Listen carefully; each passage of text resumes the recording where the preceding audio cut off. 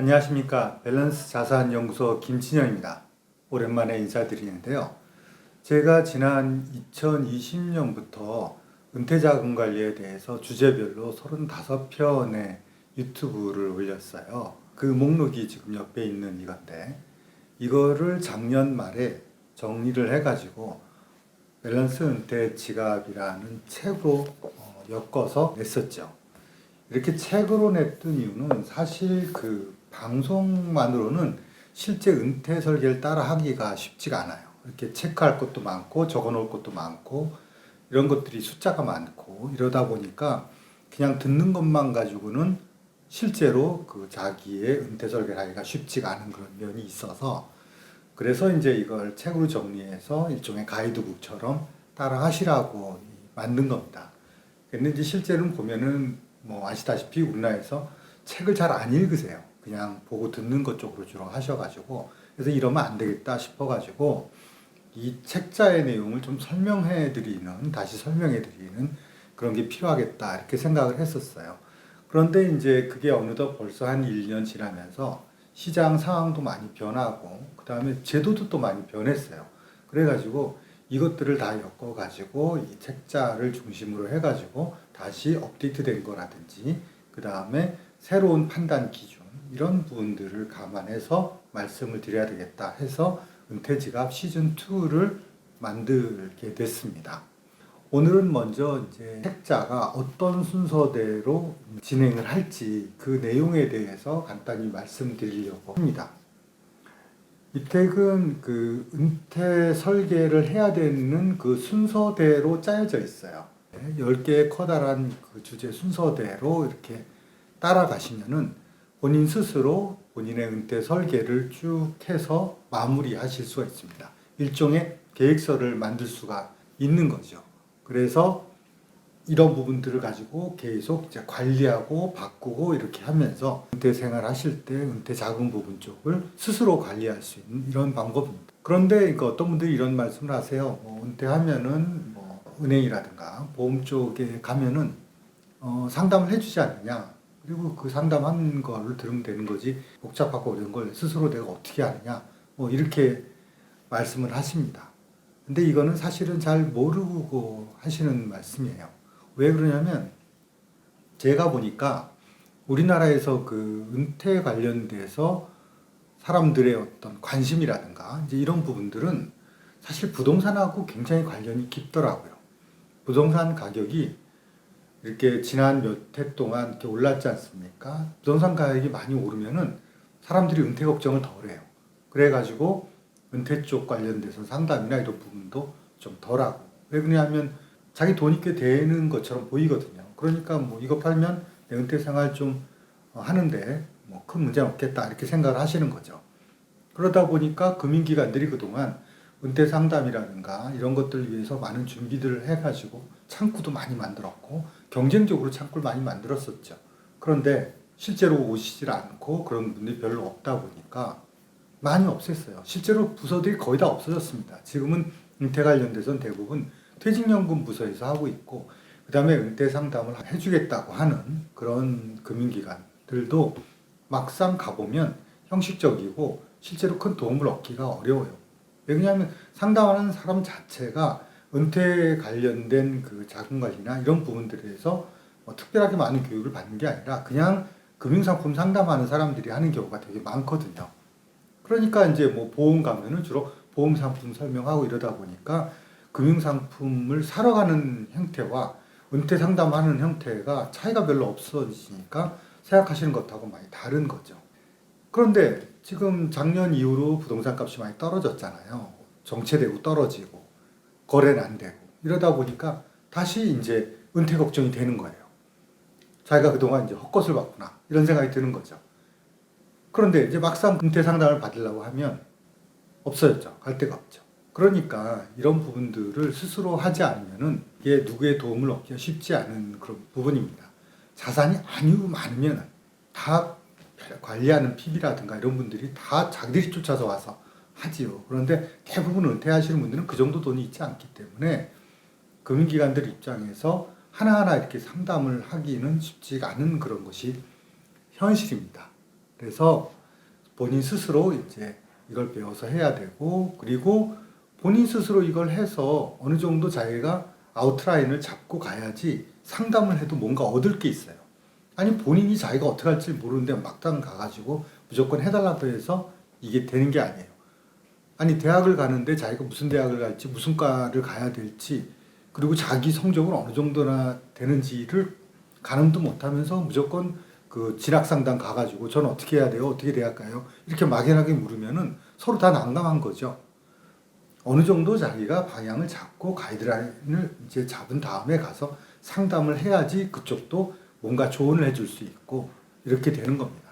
결국 뭐냐면 아는 만큼 보이는 거예요. 은퇴도 마찬가지예요. 은퇴 준비도 자기가 아는 만큼 보여요. 그러니까 이제 이 부분들을 차근차근 따라 하시라는 것입니다. 자, 그러면은 밸런스 은퇴 지갑의 목차를 쭉 말씀드리겠습니다. 이 밸런스 은퇴 지갑은 10개의 체크 포인트를 주제로 하고 있습니다. 은퇴를 하시면 순서대로 해야 될 것 10개를 쭉 체크 포인트로 하고 있는데, 제일 처음 파트는 체크 포인트 3개는 뭐냐면 퇴직하면 바로 해야 되는 겁니다. 퇴직하면 바로 뭐 한 달 내로 이렇게 바로 결정되는 것이기 때문에 이거는 미리 생각해 놓으셔야지 이제 퇴직하는 시점에서 물어보면 바로 대답을 해서 결정을 해 주셔야 되는 게 이 3가지입니다. 그게 뭐냐면 건강보험하고 퇴직연금하고 그 다음에 국민연금입니다. 이 체크포인트 3개가 첫 번째 파트죠. 저희도 그래서 이제 다음번에는 건강보험부터 시작하도록 할 겁니다. 그 다음 파트는 뭐냐면 은퇴를 해서 자기가 은퇴 설계를 하려고 그러면 도대체 내 재산이 어느 정도 되는지를 알아야 되는 거죠.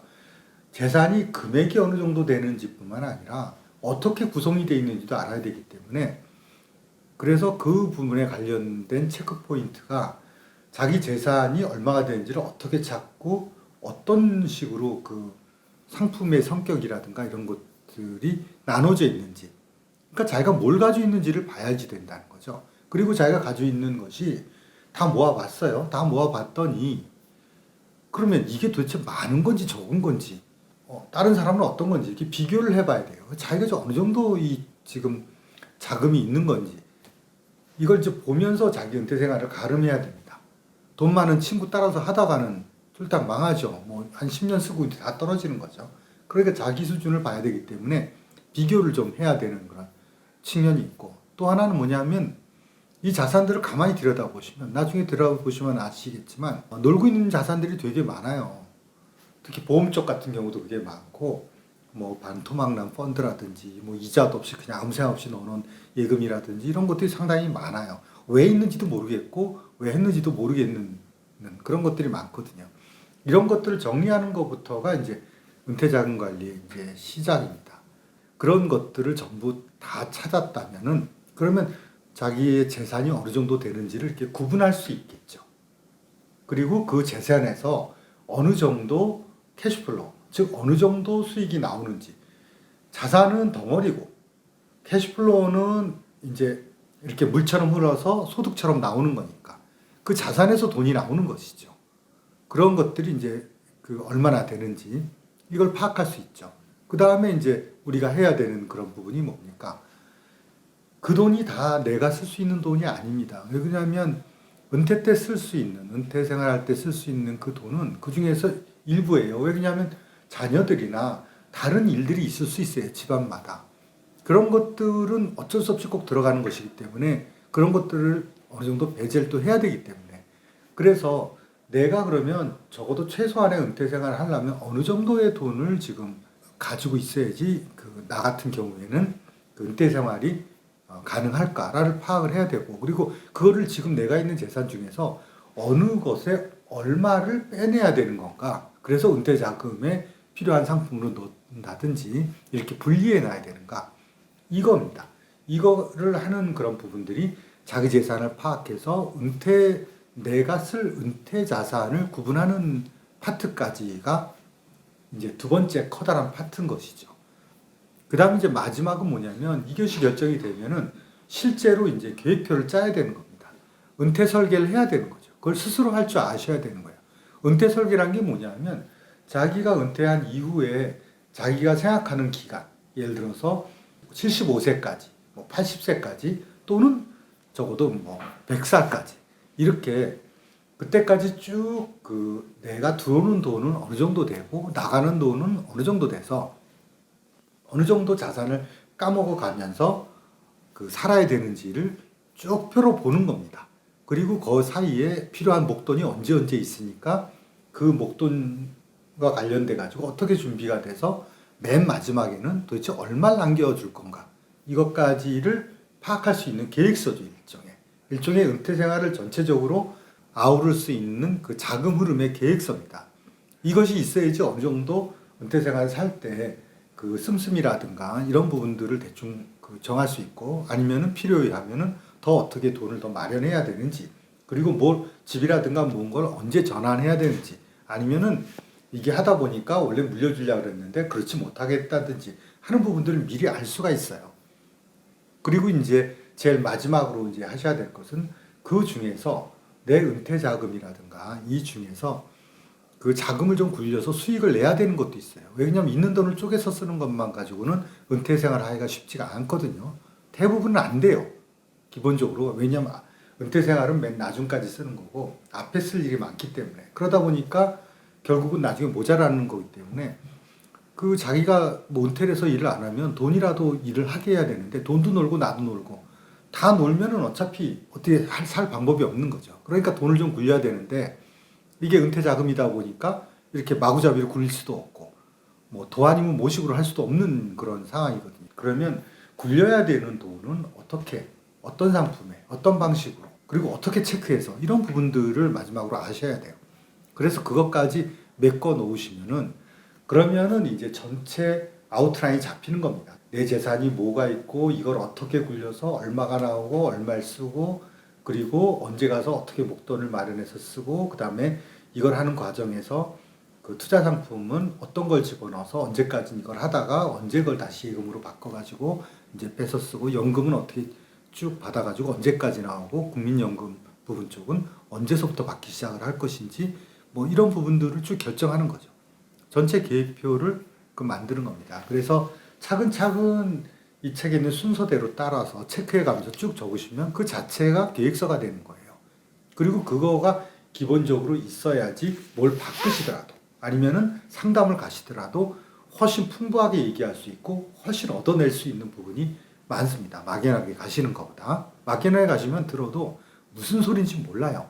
무슨 소리 듣고 왔는지도 모르겠고 그리고 뭘 어떻게 하라는 건지도 모르겠고 이런 식이 되는 겁니다. 그래서 앞으로 지금 시즌2에서 하는 부분이 결국은 이 책자를 중심으로 쭉 체크하면서 그 내용을 설명드리면서 가는 것이니까 이거를 학원이다 생각하고 이렇게 따라 하셔가지고 자기 계획서를 잘 만드시기 바랍니다. 다음 편은 아까 말씀드린 대로 건강보험부터 하도록 하겠습니다. 건강보험은 상당히 내용이 많이 바뀌었기 때문에 그 2년 사이에 변화된 내용이 많습니다. 그래서 이 책만 가지고 하면은 과거 데이터이기 때문에 오류가 나는 부분들이 있어요. 그래서 건강보험은 자세하게 경청을 해서 보셔야 될 것 같습니다. 네, 밸런스 자산연구소 김진영이었습니다. 감사합니다.